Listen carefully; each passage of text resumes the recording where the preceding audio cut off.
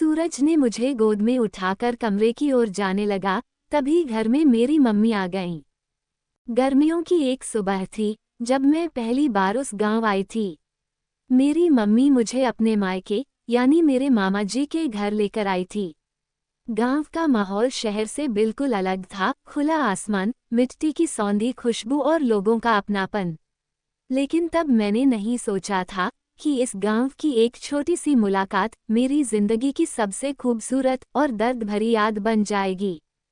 मामा जी के घर के बाहर ऑटो से उतरते ही सूरज की तेज रोशनी मेरी आंखों पर पड़ रही थी। मैं थोड़ा असहज महसूस कर रही थी कि तभी कोई मेरे और सूरज के बीच आ गया।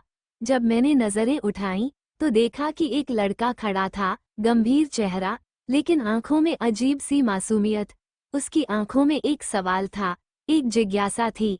मुझे नहीं पता क्यों, लेकिन उस पल मैं भी उसे कुछ सेकंड के लिए देखती रह गई। शायद वही पहला एहसास था, जो धीरे धीरे दिल के किसी कोने में जगह बना रहा था। गांव में रहते हुए मैंने महसूस किया कि वो लड़का, सूरज, अक्सर मुझे देखता था। जब भी मैं किचन की खिड़की के पास होती, उसकी नज़रें किसी न किसी बहाने मुझे खोज ही लेती। और शायद, अनजाने में ही सही, मुझे भी उसकी मौजूदगी का एहसास अच्छा लगने लगा था। फिर एक दिन, जब मैं उसकी छोटी बहन से बात कर रही थी, तो उसने भी हिम्मत करके मुझसे बात कर ली।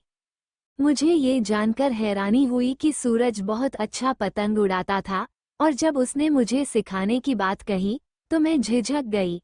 मेरी मम्मी बहुत सख्त थीं, और किसी भी अजनबी लड़के से बात करने की इजाज़त नहीं थी।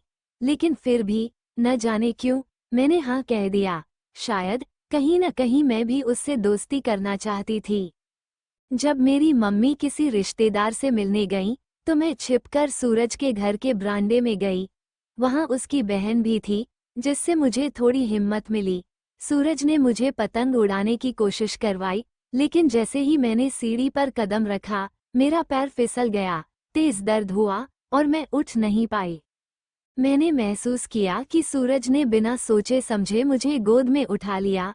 मैं दर्द में थी, लेकिन उसके चेहरे पर अजीब सी घबराहट थी। शायद उसे अंदाजा भी नहीं था कि अगले ही पल हमारी दुनिया बदलने वाली है। जैसे ही सूरज मुझे लेकर कमरे की ओर बढ़ा, ठीक उसी समय मेरी मम्मी घर लौट आईं।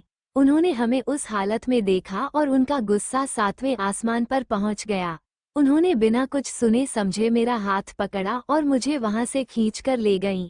सूरज कुछ कहता रहा, लेकिन मेरी मम्मी सुनने को तैयार नहीं थी। उस रात मुझे नींद नहीं आई। मैं रोई नहीं, लेकिन मन भारी था। अगली सुबह मम्मी ने अचानक से ऑटो बुलाया, और हम गांव छोड़कर चले गए।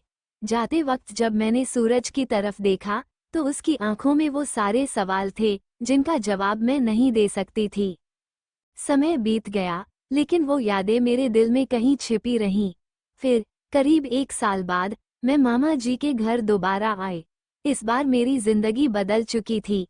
जब मैं किचन की खिड़की के पास पहुंची, तो मैंने देखा कि सूरज वहीं खड़ा था, ठीक वैसे ही, जैसे पहले खड़ा रहता था। लेकिन इस बार कुछ अलग था। मेरी मांग में सिंदूर था, और मेरे साथ मेरा पति था। सूरज की आंखों में कुछ था, शायद अधूरे सवाल, शायद एक खोया हुआ सपना। मैं चाहकर भी कुछ नहीं कह सकती थी। मैंने बस खिड़की बंद कर ली, क्योंकि अब मेरे पास कोई जवाब नहीं था। कुछ कहानियां कभी पूरी नहीं होती, कुछ मुलाकातें सिर्फ अधूरी याद बनकर रह जाती हैं।